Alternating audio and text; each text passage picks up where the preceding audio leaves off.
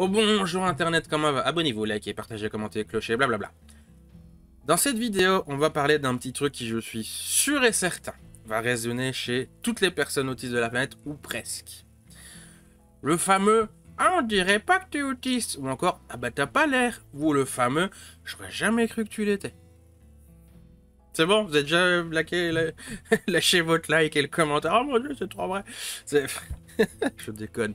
Mais d'un côté, j'avais envie de parler de ce sujet, mais d'un côté, c'est gentil de dire ça. C'est gentil, c'est ok, merci. De l'autre, c'est insupportable. Insupportable. Pourquoi? Parce que ça signifie que, d'un certain point de vue, les efforts qu'on fait pour s'intégrer, etc., bah, ils sont pas totalement inutiles. Et du coup, ça invalide en fait nos défis. Genre, bah t'es plus autiste vu que t'arrives à masquer. Je sais que c'est un peu contradictoire, mais voilà, je vais développer plus en détail. On fait, et je dis on parce que je m'inclus dedans, etc. Et je sais que je suis pas le seul là-dedans. Beaucoup d'efforts et des trucs divers et variés, des plans, des stratégies, des machins, pour ne pas laisser passer nos tics et nos maniérismes puissance 2000 non-stop. Genre moi, mon balancement, genre, je me souviens, enfin, souvent c'est ce que je fais, c'est je joins mes mains comme ça, je les mets là, genre plus ou moins à peu près, et je me balance comme ça. Pourquoi? Alors je claque des doigts, c'est un truc que je fais très souvent aussi. Et récemment, j'ai découvert et je comprends enfin, et c'est casse-couille, qu'en fait, je transpire en permanence pour un rien. Mais bah déjà, je transpire beaucoup de base. Mais alors, si tu rajoutes le stress dessus, genre le moindre petit truc, le moindre petit... Oh, je m'inquiète un petit peu. C'est insupportable. De moindre petits trucs, je deviens une rivière ambulante. Je prends des essuies partout. Enfin, mais c'est pour m'essuyer parce que je transpire, sinon je suis aquatique. Je suis aquatique. Et c'est... Ben voilà, je sais que c'est lié à mon anxiété et donc forcément de près ou de loin lié à l'autisme parce que c'est pas possible autrement. Mais bon, c'est un autre débat, excusez-moi. Mais voilà, on a tous nos stratégies et nos plans pour pallier au problème de « wesh, t'es bizarre », en gros. Et pour moi, juste une anecdote. Le point où je suis avec ma transpiration, c'est que des fois, ben, je me mets torse nu en fait. En public. Parce que j'ai pas le choix, mais mes vêtements, je pourrais... Comme serpillère. C'est... je fais quoi? Bref. Du coup, on a tous 36 000 techniques diverses et variées, parfois très surprenantes, tous autant qu'on est, pour parler à ces problèmes tous plus chiants, bizarres et étranges les uns que les autres. Et ces trucs bizarres en question, ça peut être n'importe quoi. N'importe quoi. N'importe quoi. Je vais sortir quelques exemples pour dire, mais dites-vous que ça va de, je sais pas moi, de vouloir prendre un caillou et le lancer comme ça, à vouloir marcher sur la tête. Ou à ne pas pouvoir parler si la personne en face, elle apporte pas du bleu. J'ai encore d'autres exemples. Mais c'est n'importe quoi, n'importe quoi. Exemple numéro 1. Mettons par exemple une fille qui elle est nerveuse, et quand elle est nerveuse, elle saute à cloche-pied. C'est pas évident de rester immobile, discuter en société quand t'as stick. Exemple numéro 2. Quelqu'un qui a envie d'être tout le temps les mains dans les poches. C'est un peu compliqué, genre pour serrer la main, dire bonjour aux gens, ou faire des activités, que voilà, ça nécessite les mains, ou faire un signe, genre, comment tu fais pour manger? Je mange pas. Pourquoi? Tu t'occupes. Du coup, chez lui, ça va, parce qu'en public, genre, c'est pas pareil, j'en sais rien, bref. Ou numéro 3, quelqu'un qui doit tout le temps faire des bruits avec sa bouche. Vous savez, les bruits un peu chiants, genre...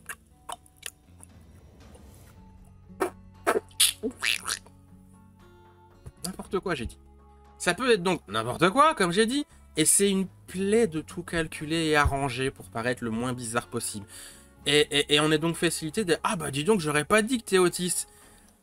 C'est ça qui est horrible, c'est que d'un côté c'est bien, ça veut dire que ce qu'on fait ça marche, c'est chouette, vraiment. Mais quand on raconte qu'est-ce qu'on doit faire ou qu'est-ce que c'est la réalité, au-delà des efforts qu'on fait, les montagnes qu'on soulève et les plans de fou qu'on met en place pour essayer de pas être trop bizarre, ben ouais, limite on nous prend pas. Ça part d'un bon sentiment, c'est gentil, mais bon voilà, c'est les efforts fournis, tout ça, c'est... Enfin, je sais pas s'il faut être autiste pour comprendre ce sentiment, mais... Ouais, c'est un côté, c'est... Ah, c'est gentil, ça fait bien, je sais pas, baf en même temps.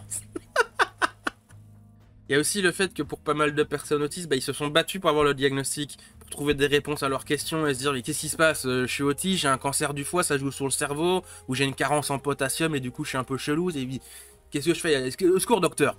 Et ça a été mon parcours personnellement. J'ai dû mettre 3 ans pour avoir le diag et je sais pas combien de médecins, genre 6 ou 7 au pif, faudrait qu'on calcule, mais ouais, quelques-uns. Quand on est autiste, ou en tout cas au début, quand on n'est pas encore diagnostiqué et tout, on sait qu'il y a un machin chelou, et on sait qu'il y a un truc qui tombe pas, on n'est pas censé être comme ça. Tu te dis, mais eux, ils ont l'air bien, pourquoi moi ça va pas?